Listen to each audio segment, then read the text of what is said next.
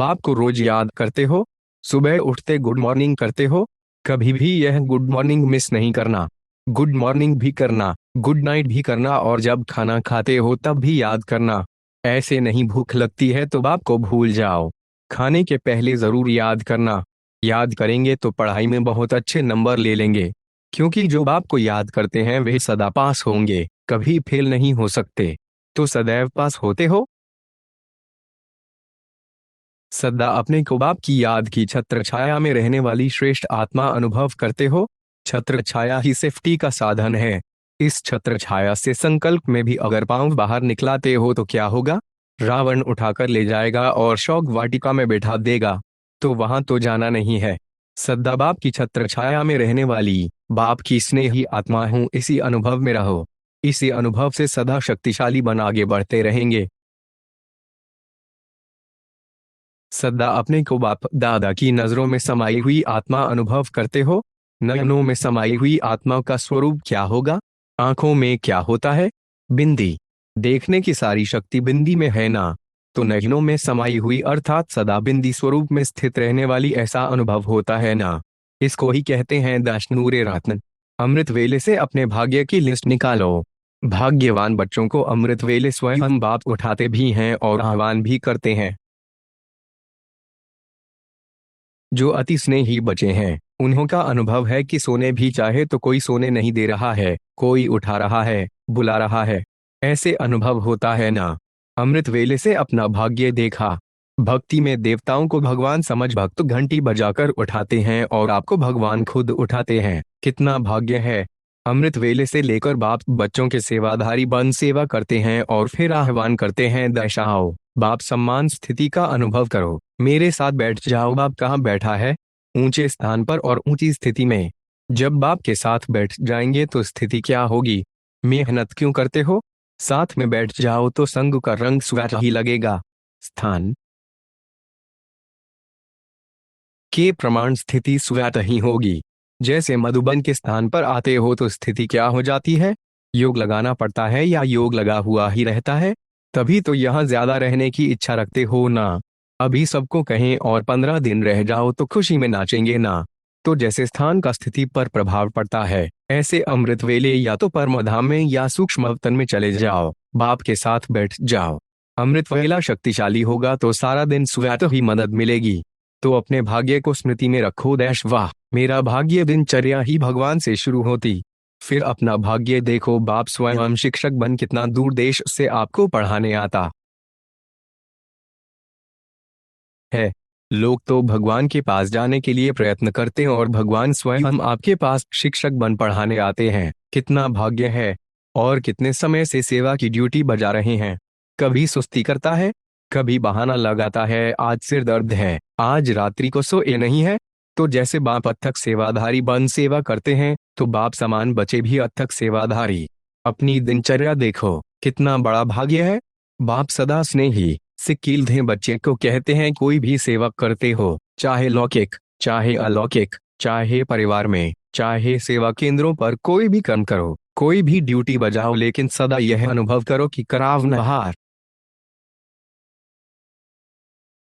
करा रहा है मुझ निमित्त करनहार द्वारा। मैं सेवा करने के लिए निमित्त बना हुआ हूँ, करावनहार करा रहा है। यहाँ भी अकेले नहीं हो। करावनहार के रूप में बाप कर्म करने समय भी साथ है। आप तो सिर्फ निमित्त हो, भगवान विशेष करावनहार है। अकेले करते ही क्यों हो? अकेला मैं करता हूँ यह भान रहता है तो यह मैंपन माया का दरवाजा है। फिर कहते हो माया आ गई। जब दरवाजा खोला तो माया तो इंतजार में है और आपने इंतजाम अच्छा कर लिया तो क्यों नहीं आएगी? यह भी अपना भाग्य स्मृति में रखो कि बाप करावनहार हर कर्म में करा रहा है। तो बोझ नहीं होगा। बोझ मालिक पर होता है, साथ ही जो होते उन पर बोझ नहीं होता। मालिक बन जाते हो तो बोझ आ जाता है। मैं बालक और मालिक बाप है। मालिक बालक से करा रहा है। बड़े बन जाते हो तो बड़े दुख आ जाते हैं। बालक बनकर मालिक के डायरेक्शन पर करो। कितना बड़ा भाग्य है यह। हर कर्म में बाप जिम्मेवार बन हल्का बनाए उड़ा रहे हैं। होता क्या है, जब कोई समस्या आती है तो कहते हो बाबा अभी बाप जानो, और जब समस्या समाप्त हो जाती है तो मस्त हो जाते हो। लेकिन ऐसे करो ही क्यों जो समस्या आवे। करावनहार बाप के डायरेक्शन प्रमाण हर कर्म करते चलो तो कर्म भी श्रेष्ठ, और श्रेष्ठ कर्म का फल सदा खुशी, सदा हल्कापन, फरिश्ता जीवन का अनुभव करते रहेंगे। फरिश्ता कर्म के संबंध में आएगा लेकिन कर्म के बंधन में नहीं बंधेगा, और बाप का संबंध करावनहार का जुटा हुआ है, इसलिए निमित्त भाव में कभी मैंपन का अभिमान नहीं आता है। सदा निर्माण बन निर्माण का कार्य करेंगे। तो कितना भाग्य है आपका। और फिर ब्रह्मा भोजन खिलाता कौन है?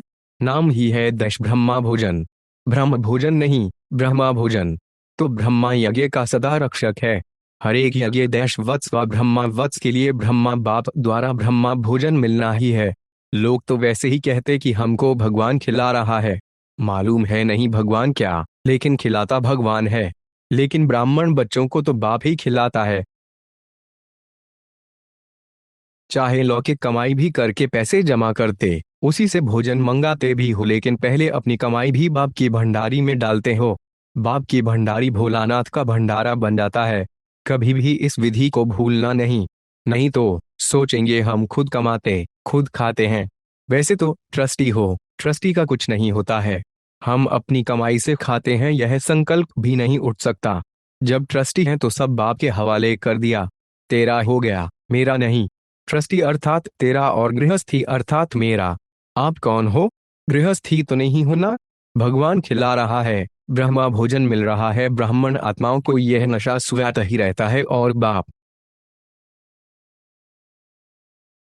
की गारंटी है 10-21 जन्म ब्राह्मण आत्मा कभी भूखी नहीं रह सकती। बड़े प्यार से दाल रोटी सब्जी खिलाएंगे।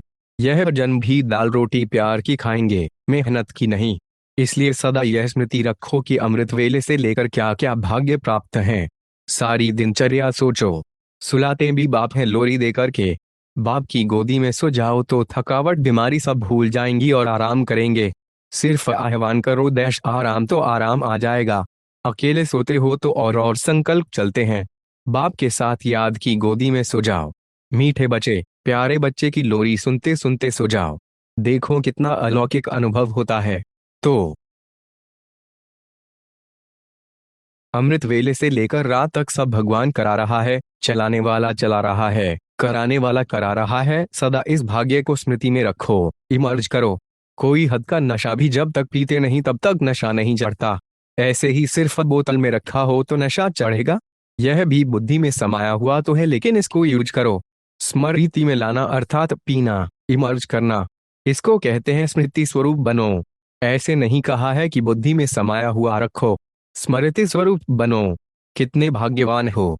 रोज अपने भाग्य को स्मृति में रख समर्थ बनो और उड़ते चलो। यह तीनों विशेषताएं जिसमें समान हैं, वही विशेष आत्माओं में नंबर 1 आत्मा है। स्नेह भी हो और सदा हर कार्य में सहयोगी भी हो, साथ साथ शक्तिशाली भी हो। स्नेह ही तो सभी है, लेकिन स्नेह में एक है दिल का स्नेह, दूसरा है समय प्रमाण मतलब का स्नेह, और तीसरा है मजबूरी के समय का स्नेह। जो दिल का स्नेह ही है उसकी विशेषता यह होगी सर्व संबंध और सर्व प्राप्ति सदा सहज स्वत अनुभव करेंगे। एक संबंध की अनुभूति में भी कमी नहीं। जैसा समय वैसे संबंध के स्नेह के भिन्न भिन्न अनुभव करने वाले, समय को जानने वाले और समय प्रमाण संबंध को भी जानने वाले होंगे। अगर बाप जब शिक्षक के रूप में श्रेष्ठ पढ़ाई पढ़ा रहे हैं, ऐसे समय पर शिक्षक के संबंध का अनुभव न कर सखा रूप की अनुभूति में मिलन मनाने व रूह रूहान करने में लग जाएं तो पढ़ाई की तरफ अटेंशन नहीं होगा। पढ़ाई के समय अगर कोई कहे कि मैं आवाज से परे स्थिति में बहुत शक्तिशाली अनुभव कर रहा हूं, तो पढ़ाई के समय क्या यह राइट है? क्योंकि जब बाप शिक्षक के रूप में पढ़ाई द्वारा श्रेष्ठ पद की प्राप्ति कराने आते हैं तो उस समय टीचर के सामने गॉडली स्टूडेंट लाइफ ही यथार्थ है। इसको कहा जाता है समय की पहचान, प्रमाण संबंध की पहचान और संबंध प्रमाण स्नेह की प्राप्ति की अनुभूति। यही बुद्धि को एक्सरसाइज कराओ जो जैसा चाहे, जिस समय चाहे वैसे स्वरूप और स्थिति में स्थित हो सकें। जैसे कोई शरीर में भारी है, बोझ है, तो अपने शरीर को सहज जैसे चाहे वैसे मोल्ड नहीं कर सकेंगे। ऐसे ही अगर मोटी बुद्धि है अर्थात किसी न किसी प्रकार का व्यर्थ बोझ व व्यर्थ खिचड़ा बुद्धि में भरा हुआ है, कोई न कोई अशुद्धि है, तो ऐसी बुद्धि वाला जिस समय चाहे वैसे बुद्धि को मोल्ड नहीं कर सकेगा। इसलिए बहुत स्वच्छ, महीन अर्थात अति सूक्ष्म बुद्धि, दिव्य बुद्धि, बेहद की बुद्धि विशाल बुद्धि चाहिए।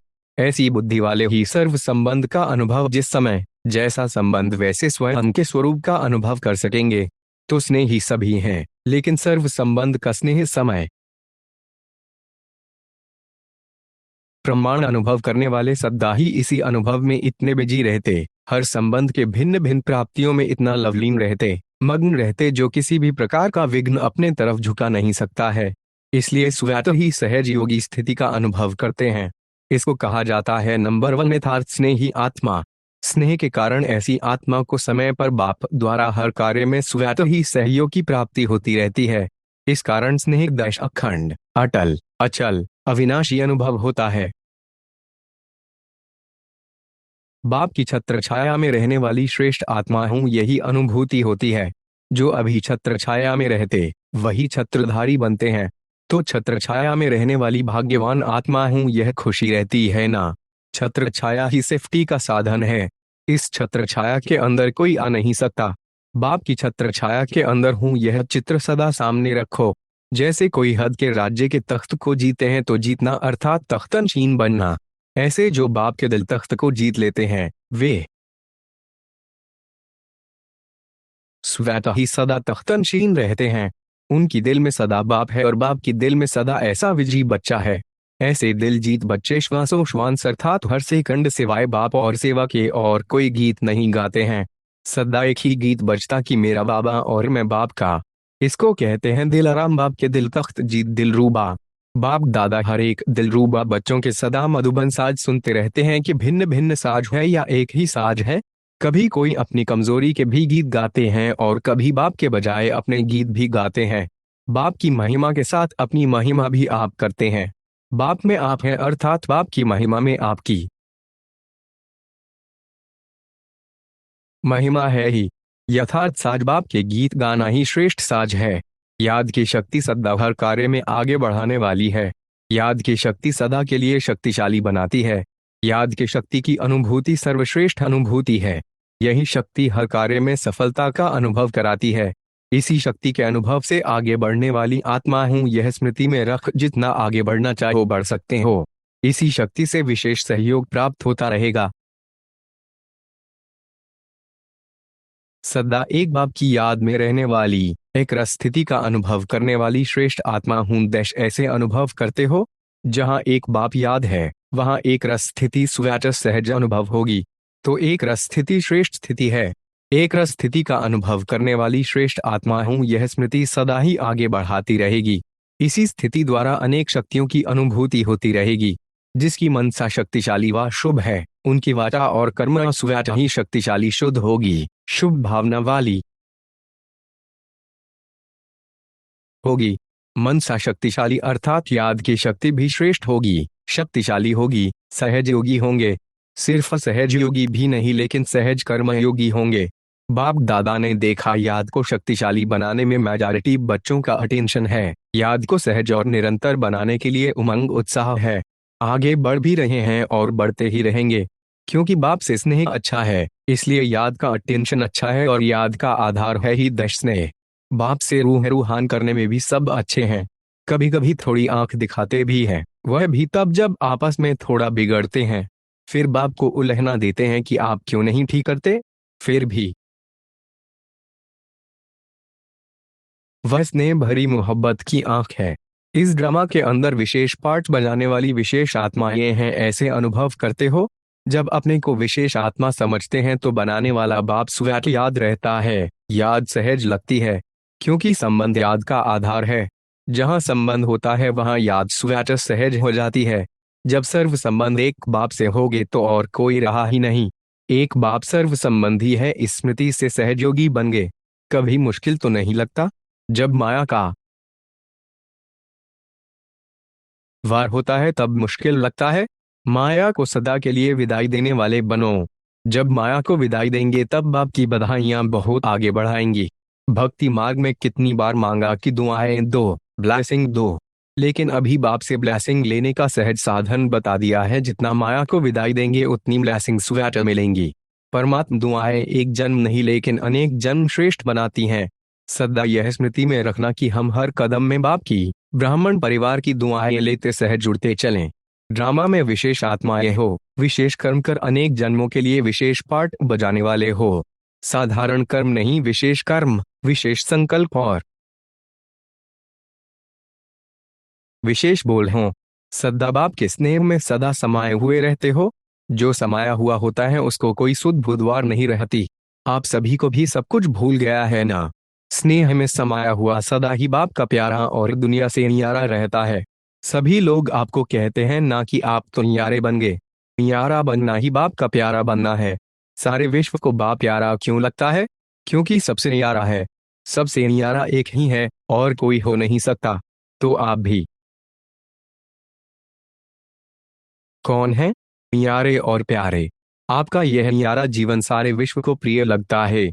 इसलिए ब्राह्मण जीवन को अलौकिक जीवन कहते हैं। अलौकिक का अर्थ क्या है? लोक जैसे नहीं। अलौकिक अर्थात लोक जैसा जीवन नहीं है।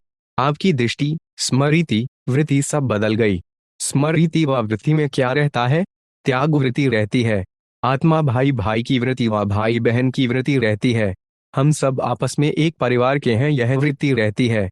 और दृष्टि से भी आत्मा को ही देखते, शरीर को नहीं। तो सब बदल गया ना। कभी गलती से शरीर को तो नहीं देखते हो? अगर आत्मा नहीं होती तो शरीर कुछ कर सकता है? तो प्यारी चीज कौन सी है? आत्मा है। जब आत्मा निकल जाती है तो शरीर को रखने के लिए भी तैयार नहीं होते। तो प्यारी चीज आत्मा है ना। इसलिए वृत्ति, दृष्टि, स्मृति सब बदल जाती है। तो यह चेक करो कि सदा अलौकिक जीवन में हूं या साधारण जीवन में हूं। क्योंकि नया जन्म हो गया। जन्म नया है तो सब कुछ नया है और सभी को प्रिय भी नया लगता है, ना कि पुराना। तो नए जीवन में नई बातें हैं। पुराना समाप्त हो गया। समाप्त हुआ है या आधे वहां जिंदा हो, आधे यहाँ जिंदा हो। आधा शूद्र तरफ, आधा ब्राह्मण तरफ, ऐसे तो नहीं है ना। श्रेष्ठ जीवन को भूलकर साधारण जीवन को कौन याद करेगा? कोई को राजाई मिल जाए और फिर भी गरीबी को याद करता रहे तो उसे क्या कहेंगे? भाग्यवान कहेंगे। तो स्वप्न में भी पुराना जीवन याद नहीं आए। जब मर गए तो याद कहाँ से आएगा? आधा तो नहीं मरे हो, पूरा मर गए हो ना। जो आधा मर जाता है, पूरा नहीं मरता, तो अच्छा नहीं लगता है ना। जब ऐसी बढ़िया जीवन मिल गई तो पुरानी जीवन याद आ नहीं सकती। तो ऐसे मर जीवा बने हो या आधा मरे हो,